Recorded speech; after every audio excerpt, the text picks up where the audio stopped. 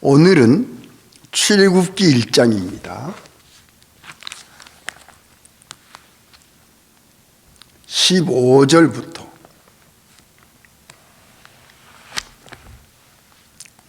출애굽기 1장 15절. 애굽 왕이 히브리 산파 십브라라는 자와 부하라는 자에게 일러 가로되 너희는 히브리 여인을 위하여 조산할 때에 살펴서 남자여든 죽이고 여자여든 그는 살게 두라. 그러나 산파들이 하나님을 두려워하여 애굽 왕의 명을 어기고 남자를 살린지라. 애굽 왕이 산파를 불러서 그들에게 이르되 너희가 어찌 같이하여 남자를 살렸느냐. 산파가 바로에게 대답하되 히브리 여인은 애굽 여인과 같지 아니하고 건장하여 산파가 그들에게 이르기 전에 해산하였더이다 하며 하나님이 그 산파들에게 은혜를 베푸시니라. 백성은 생육이 번성하고 심히 강대하며 산파는 하나님을 경외하였으므로 하나님이 그들의 집을 왕성케 하신지라. 그러므로 바로가 그 모든 신민에게 명하여 가로되 남자가 나거든 너희는 그를 하수에 던지고 여자애든 살리라 하였더라. 아멘. 여기까지요.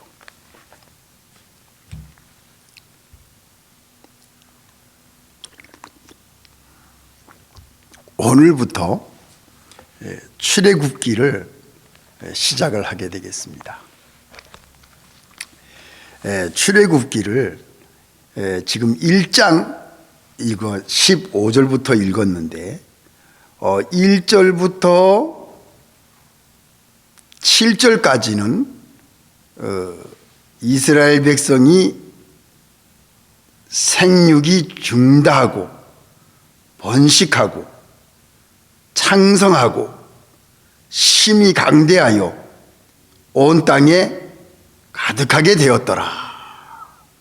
그래서 이제 7절까지는 이스라엘 70인들이 고센 땅에 내려가서 온 땅에 가득하게 된 그 기사가 이제 나옵니다. 그리고 8절부터 14절까지는 이제 오랜 세월이 지난 후에 요셉을 알지 못하는 새 왕이 이제 애굽을 다스리면서 이스라엘 백성들을 염려했어요. 두려워했어요. 그래서 이스라엘 백성들에게 노예로 일을 시키고 14절 고역으로 그들의 생활을 괴롭게 하니 곧 흙 이기기와 벽돌 굽기와 농사의 여러 가지리라. 그 시키는 역사가 다 엄하였더라. 이제 새 왕이 이스라엘 백성들을 종으로 노예로 이렇게 건축을 하게 하고 11절에 보면 국거성을 짓게 그렇게 강제로 노예의 생활을 하게끔 억압을 합니다. 학대를 하는 것이 나옵니다. 그리고 오늘 읽은 15절부터 22절까지는 이제 남자아이를 죽이라고 애굽 왕이 히브리 산파 두 사람 십브라와 부하에게 명하는데 이 산파 두 사람이 애굽 왕의 명을 듣지 아니하고 하나님을 두려워해서 남자아이를 살립니다. 그러니까 애굽 왕이 산파를 불러서 왜 이렇게 남자아이를 죽이라 그랬는데 살렸느냐 했더니 이 산파들은 히브리 여인들은 워낙 건장해서 우리가 가기 전에 아이를 해살합니다. 이렇게 지혜롭게 대답함으로써 하나님의 큰 은혜와 축복을 받는 그러한 사실이 이 1장에 소개되어 있습니다. 제가 이 출애굽기를 성경 주석에서 조금 찾아봤어요. 성경 주석을 찾아봤더니 BC 1885년에 요셉이 애굽의 총리가 됩니다. 그리고 야곱이 고센 땅에 내려온 때가 1876년에 70명이 애굽에 이주를 합니다. 그리고 17년 후에 BC 1859년에 야곱이 열조에게로 돌아갑니다. 그 후에 요셉은 55년을 더 살다가 BC 1805년에 요셉이 열조에게로 갑니다. 그 후로 모세가 태어난 출생한 것이 BC 1527년입니다. 이걸 따져보면은 요셉이 열조에게로 간 후에 모세가 출생하는 연도가 약 300년이 흐릅니다. 오랜 세월입니다. 300년이 흐르니까 요셉을 알지 못하는 애굽왕들이 나올 거 아니겠어요? 그런데 역사적으로 보면은 모세가 출생하는 1527년 전 12년 전에 어떤 왕이 나오냐면은 1539년에 애굽의 18대 왕인 투투모스 1세가 이제 애굽 왕으로 등극을 하면서 이 히브리 이스라엘 백성들을 억압하기 시작했습니다. 안 되겠다. 저 사람들이 저렇게 번성하면은 우리를 해할지 모른다. 어디 나오지요? 10절, 9절. 그가 그 신민에게 이르되 이 백성 이스라엘 자손이 우리보다 많고 강하도다. 자, 우리가 그들에게 대하여 지혜롭게 하자. 두렵건대 그들이 더 많게 되면 전쟁이 일어날 때에 우리 대적과 합하여 우리와 싸우고 이 땅에서 갈까 하노라 하고. 이거 보세요. 이 애굽의 18대 왕 요셉을 모르는 이 왕이 일어나 가지고 생각을 부정적으로 합니다. 이스라엘 백성들이 저렇게 강하니까 우리가 위태로울 때 우리를 도와서 우리를 살리고 우리와 함께 적군을 물리칠 수 있는 힘이 있겠다. 이렇게 긍정적으로 생각하면 좋은데 이 왕이 부정적으로 생각을 하는 거예요. 이 히브리 사람들이 저렇게 강하니까 대적들이 오게 되면은 그 대적과 합해서 우리를 칠 것이다. 이 부정적인 생각을 하니까 결국은 이스라엘 백성들을 두려워하게 되고 감독들이 그들에게 무거운 짐을 지우고 국고성을 지우게 하고 농사를 짓게 하고 학대를 하고 억압을 하고 노예로 부리고 종으로 부리는 이러한 이 생각을 부정적으로 하니까 이 이스라엘 백성들을 억압하게 된 역사가 시작이 된 겁니다. 그런데 이것으로 끝나는 것이 아니로 1527년 모세가 출생할 그때쯤에 이 왕이 남자아이를 살해하는 명을 내렸어요. 모세가 이렇게 위험할 때 출생합니다. 그런데 모세가 출생하기 전에 이 애굽 왕이 히브리 산파 두 사람을 불러다가 부탁을 하지요. 남자아이가 나면 죽여라. 왜? 남자아이를 죽이면, 남자들이 없어지면 그 민족의 씨가 말립니다. 네. 그러니까 여자들은 놔두고 남자들을 죽이라는 것은 그 민족을 말살시키려는 정책이에요. 씨를 말리려는 정책이에요. 이것을 이제 이 왕이 머리에 생각을 하고 아주 지혜롭게 이렇게 히브리 산파들에게 지시를 합니다. 그런데 이 히브리 산파 두 사람이 애굽 왕의 말을 어겼어요. 17절. 산파들이 하나님을 두려워하여 애굽 왕의 명을 어기고 남자를 살린지라. 예. 이 산파들의 믿음이 뭐냐? 애굽 왕보다 하나님을 더 두려워했습니다.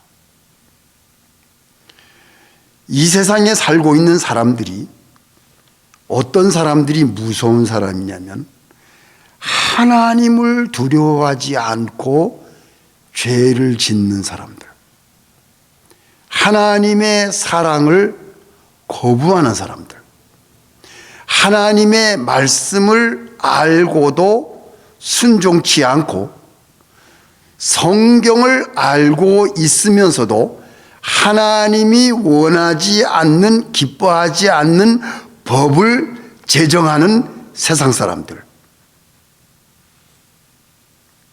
이 사람들이 하나님을 두려워하지 않는 무서운 사람들인 겁니다.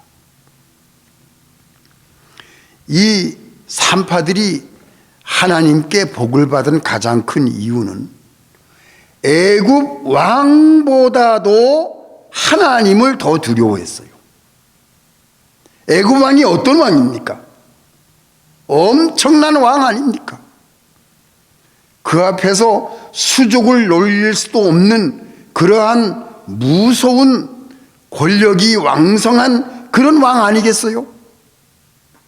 그런데 이 산파들이 애굽 왕의 명을 어기고 하나님을 두려워하고 하나님의 말씀대로 히브리의 남자아이를 살려서 생명을 건지고 백성들의 민족이 멸망하지 않도록 산파들이 도왔다는 겁니다. 하나님이 이것을 기쁘게 보셨어요. 보세요. 20절에 하나님이 그 산파들에게 은혜를 베푸시니라.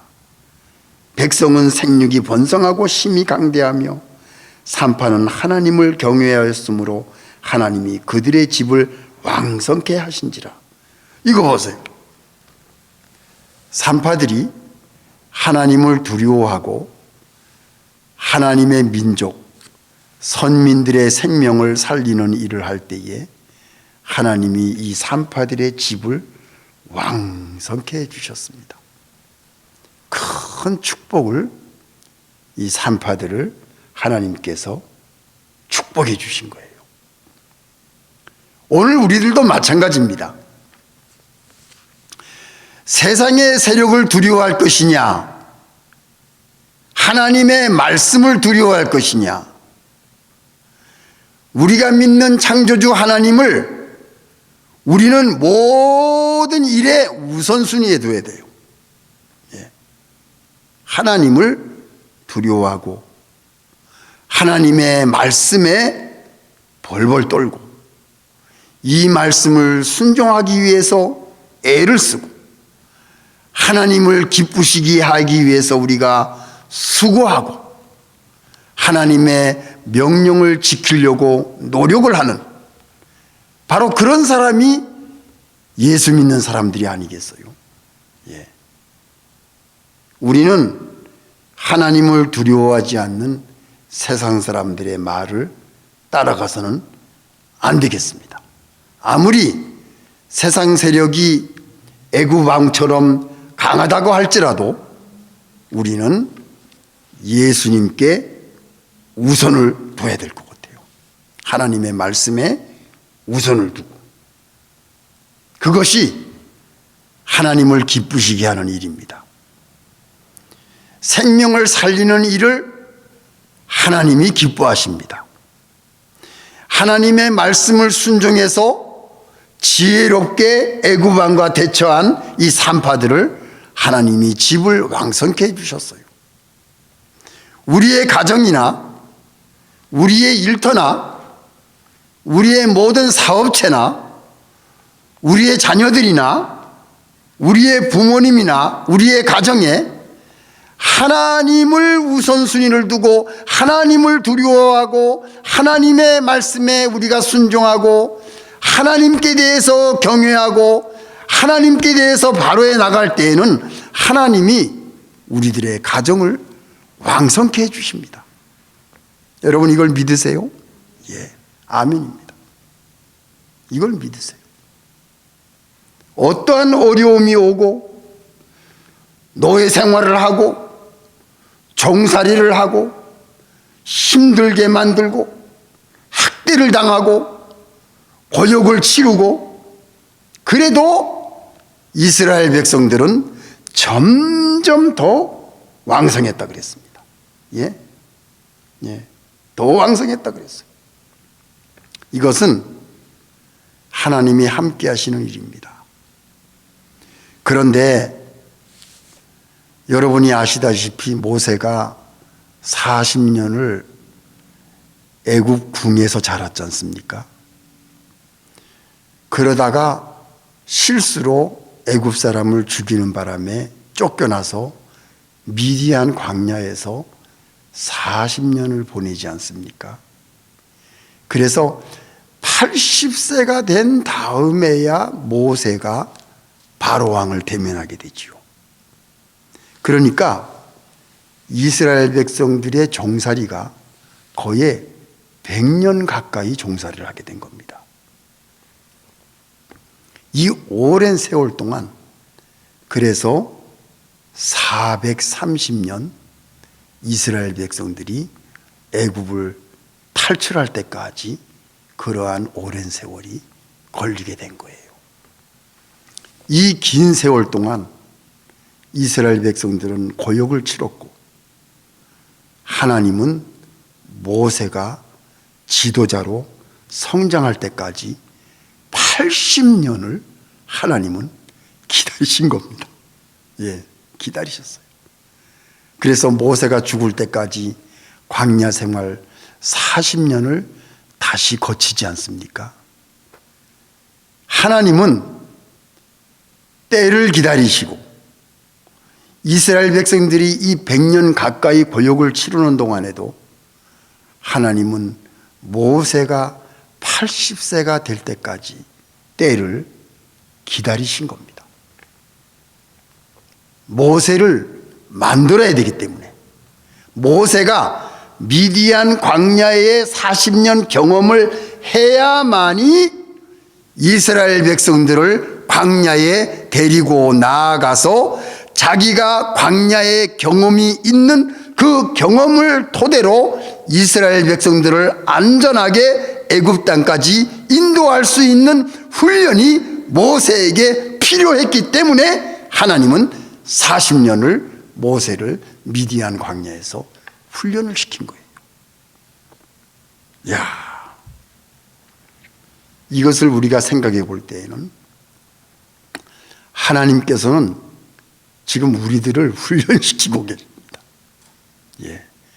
우리가 어려움을 당하는 것도 하나님이 훈련을 시키는 것이고, 우리가 광야의 길을 가는 것도 하나님이 우리를 훈련시키는 것이고, 우리가 이 코로나 때문에 어려움을 겪는 것도 하나님께서 우리를 경험시키셔서 너희들이 세상을 의지하지 말아라. 하나님을 의지해라. 하나님만이 살 길이다. 하나님에게 우선순위를 두어라. 하나님의 말씀을 제일로 삼고 나가라. 나를 의지해라. 하나님은 하나님을 의지하고 나아가는 사람을 하나님께서 기뻐하시고 그들을 도와주시고 그들을 축복하시고 그들을 결국은 해방시켜 주시는 것이 하나님의 계획이십니다. 이것을 우리가 오늘 깨닫고 이제 출애굽기를 통해서 하나님이 어떤 분이신가를 우리가 잘 배워서 이 광야 나그네 길을 가는 성도 여러분, 우리가 이 나그네 생활을 하나님과 함께 동행하는 귀한 믿음의 길을 말씀을 배우면서 우리가 하루하루를 승리하시는 여러분들이 되시기를 예수님의 이름으로 축원합니다. 기도하겠습니다.